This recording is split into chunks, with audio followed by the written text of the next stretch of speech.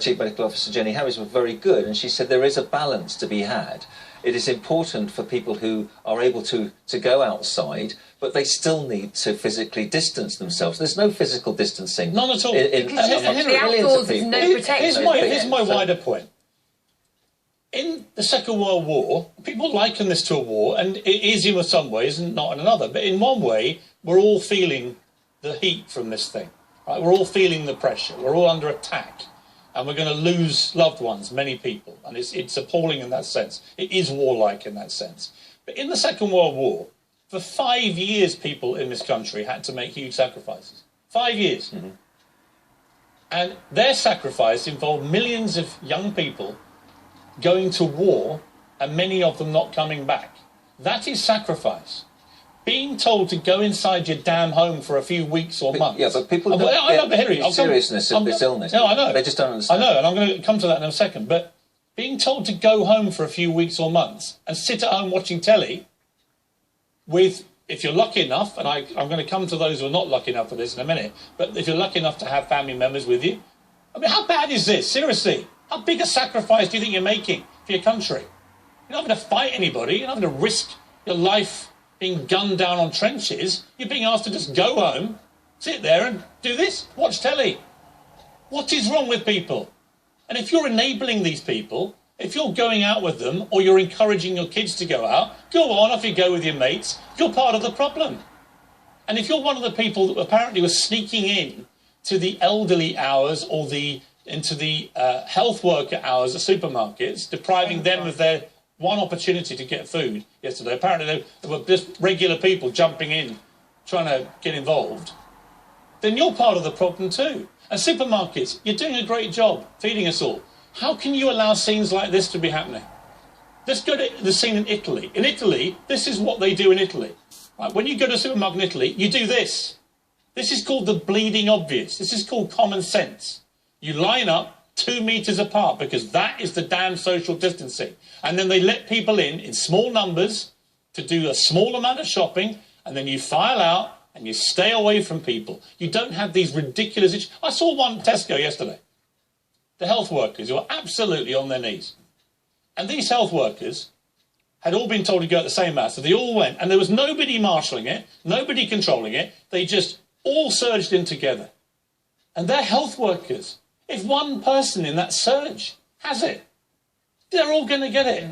If they all get it, we don't have a health service. There is no brains. Look at, this was one of the, I mean, look at these scenes. These are just, I can't get my head round how stupid a lot of our strategy and activity is being. I just don't get it. And you've got to help. You've got to be part of the solution, not part of the problem.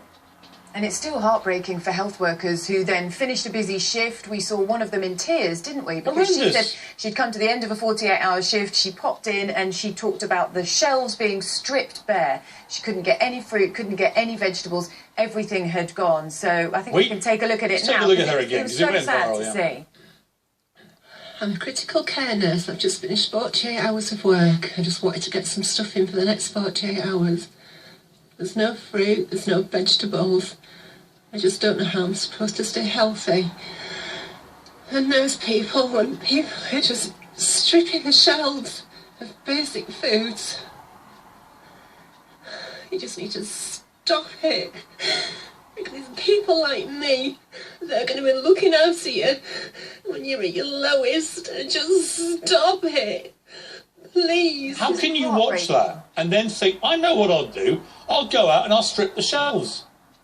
How can you? What is wrong with you? Where's your humanity? People have got to be responsible at this time because, as she makes the point, she's the one that's going to be looking after everybody when they get sick. Yeah, I mean, if all those people, vital supplies. You're right. If those people were wearing T-shirts that said, "If I get ill, I don't want to be treated," fair enough. But they will be first in the queue to want to be treated if they get ill. They're being very selfish. And if they only behaved as if they had the virus, rather than they might get the virus, they'd be less selfish. The schools are reopening today, right? The schools are reopening for all the people who are key workers. Apparently, there's a huge number of people that are going to pitch up with their kids who are not key workers. They just want to get rid of their kids because it's all too much being a parent through this period. Well, you know what? You stop being so damn selfish too. I don't want to hear that you can't look after your children. Don't have damn children if you can't look after them. We're all being tested and we're all being asked to make sacrifices. Those schools are only opening for people that are absolutely needed at the front line of this attack, this war on this virus. Right? I mean, how... Absolutely. The idea that you think, I know, I'm going to sneak my little kids in, give myself a bit of a break. A break from what? Sitting at home doing jigsaws? It is absolutely pathetic. But again, we're going to have the Health Secretary on later. We're going to have a debate about the politics of all this. And, you know, you and I have talked a lot about this. A lot of very disturbing reporting over the weekend, not least the Sunday Times, about the government strategy on this and the science and everything else. And one of the things that most alarmed me was that towards, you know, if you watch the chronology of this whole thing, in late January, when it began to really take off in China and spread around Asia fast, the World Health Organization warned we could be facing a global pandemic. My